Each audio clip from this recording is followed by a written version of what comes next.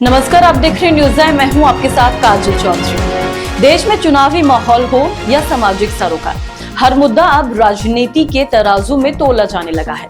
इस कड़ी में इफ्तार बनाम फलाहार का मुद्दा भी सियासत का अब नया अखाड़ा बन गया है। एक तरफ रमजान के पाक महीनों में इफ्तार पार्टियों का दौर चल रहा है, तो दूसरी ओर कुछ राजनीतिक दल फलाहार के आयोजन कर इसे एक नया नैरेटिव देने की कोशिश कर रहे हैं। इफ्तार राजनीति, ये परंपरा या फिर दिखावा?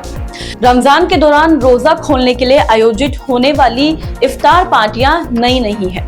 दशकों से तमाम राजनीतिक दल मुस्लिम मतदाताओं को रिझाने के लिए बड़े पैमाने पर इफ्तार दावतों का आयोजन करते आए हैं। प्रधानमंत्री से लेकर मुख्यमंत्री तक बड़े नेता इन आयोजनों में शिरकत करते और एकता और सद्भाव का संदेश देने की कोशिश करते रहे हैं।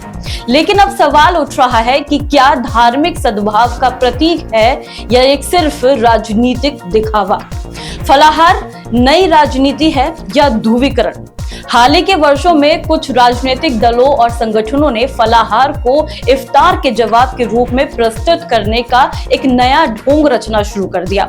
नवरात्रि के दौरान आयोजित होने वाले फलाहार कार्यक्रमों को बढ़ावा दिया जा रहा है और इसे इफ्तार के वैकल्पिक आयोजन के रूप में पेश किया जा रहा है। आलोचकों का कहना है कि ये सांप्रदायिक ध्रुवीकरण की राजनीति है, जबकि समर्थकों का तर्क है कि अगर इफ्तार राजनीतिक आयोजन बन सकता है तो फलाहार क्यों नहीं?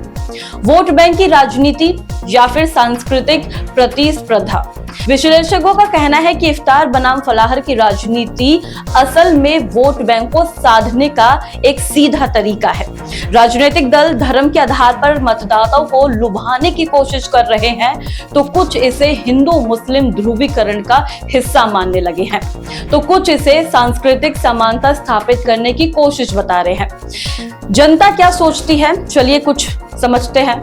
आम जनता के लिए यह बहस शायद उतनी महत्वपूर्ण नहीं है जितनी राजनीतिक गलियारों में चर्चा हो रही है। जहां रोजेदार इफ्तार को एक धार्मिक परंपरा मानते हैं, तो वहीं व्रत रखने वाले फलाहार को अपनी आस्था का हिस्सा मानते हैं। लेकिन जब इन धार्मिक परंपराओं को राजनीति का रंग दिखाया जाता है, तो इसका असर समाज की एकता पर सीधे तौर पर पड़ता है। क्या धार्मिक आयोजनों को राजनीति से अलग रखना संभव है? सवाल है कि क्या इफ्तार और फलाहार को राजनीति का मंच बनने से रोका जा सकता है, या फिर यह परंपरा आने वाले समय में और गहरी होती चली जाएगी? सियासत की ये नई लड़ाई क्या धार्मिक सौहार्द को मजबूत करेगी या समाज में और अधिक दूरियां पैदा करेगी? ये देखना बेहद दिलचस्प होगा कि ये इस बहस का क्या भविष्य होता है या फिर क्या निष्कर्ष निकलता है। आप लोगों के लिए हमारे कमेंट सेक्शन जरूर खुले हैं और ऐसे ही तमाम अपडेट्स को जानने के लिए देखते रहे न्यूज़ है।